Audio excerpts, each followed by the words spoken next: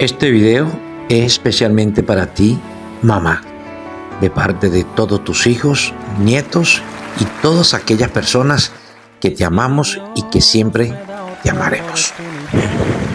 ¿Cómo te extrañamos, madrecita?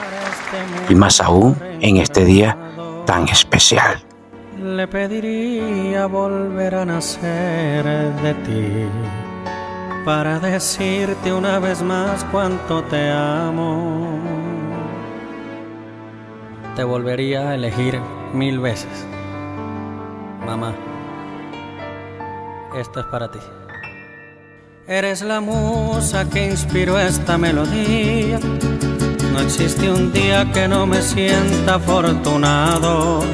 200 años solo serían un suspiro para pagarte por todo lo que me has dado. Mi vida no tiene sentido sin ti a mi lado. Amarte hasta el último día estoy destinado. Y si mi Dios me da otra oportunidad de regresar a este mundo reencarnado, le pediría volver a nacer de ti, para decirte una vez más cuánto te amo. Mamá, te amo.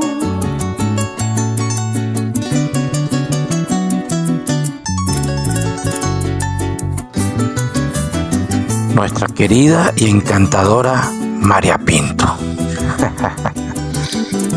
La vida sin ti no es fácil, pero nadie muere si no es olvidado. Y olvidarte jamás. Si me aconsejas cuando estoy equivocado, te debo todo lo que soy en esta vida. Por eso te amo, te amaré y siempre te he amado. Me cuidas, me mimas y siempre me has demostrado que tú eres el ángel que del cielo me han prestado. Y si mi Dios me da otra oportunidad de regresar a este mundo reencarnado, le pediría volver a nacer de ti, para decirte una vez más cuánto te amo.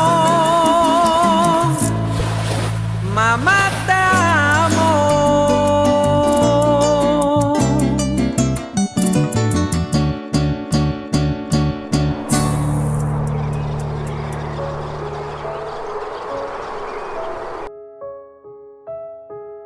Esta producción es realizada por tu nieto Alberto y dedicado también de todos tus nietos, hijos, hijas, yernos y todas las familias que te quieren, vecinos y amigos. Te extrañamos y fuerte abrazo para ti. Dios te bendiga. María Pinto.